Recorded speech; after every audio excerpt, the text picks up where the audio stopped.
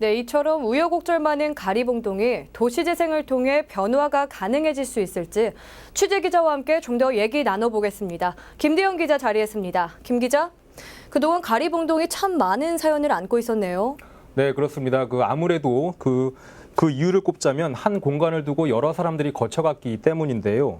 리포트에서 정리해드렸지만 농촌 마을이었던 가리봉동은 구로공단이 조성되면서 도시 노동자들과 서민들의 주거 공간으로 바뀌었습니다.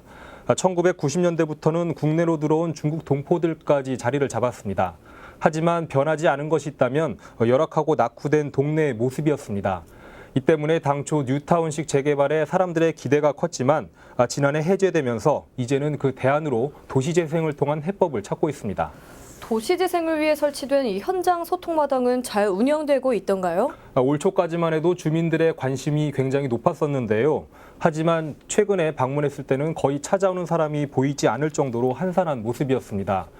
왜 그런지 이유를 물어봤더니 현재까지 웬만한 의견들은 거의 다 나온 상태고 또 도시재생에 관심 있는 사람들의 숫자도 한정돼 있기 때문이라는 얘기를 들을 수 있었습니다. 이렇다 보니 한 주민은 저에게 사람들의 참여가 점점 줄고 있다고 안타까움을 토로하기도 했습니다.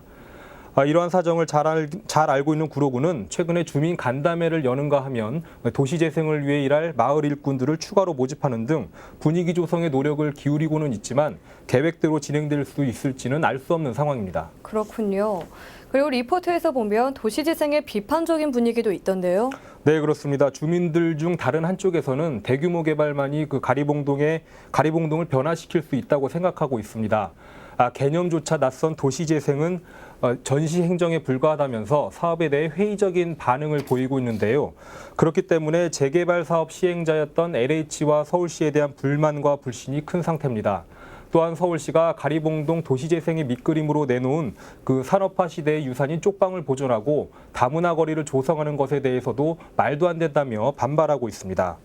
이러한 분위기를 지켜보는 전문가들은 가리봉동에서의 도시재생 사업이 결코 만만치 않다고 보고 있습니다.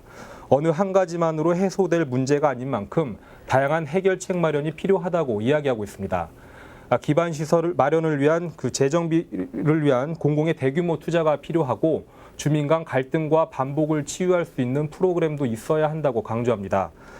그래서 오래된 주민 갈등과 대립까지도 도시재생 과정에서 모두 끌어안고 하나씩 풀어나가야 한다고 말하고 있습니다. 그럼 가리봉동 도시재생의 가장 중요한 성공 조건은 무엇일까요? 더 이상 물리적인 개발에만 의존할 수 없는 시대인 만큼 도시재생이 필요한 것만큼은 부정할 수가 없습니다. 문제는 도시재생이 주민 간의 화합과 참여가 뒷받침되어야 한다는 점입니다.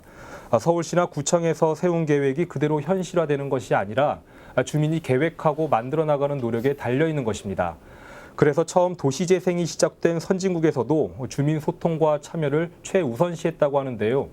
도시재생의 모범적인 사례로 손꼽히는 보스턴의 경우에도 10년이 넘게 도시재생이 걸렸다고 합니다. 가리봉동도 마찬가지가 아닐까 싶은데요. 당장의 변화와 발전을 그리기보다는 주민 서로가 한마음으로 뭉칠 수 있는 공동체 회복이 먼저일 것 같습니다.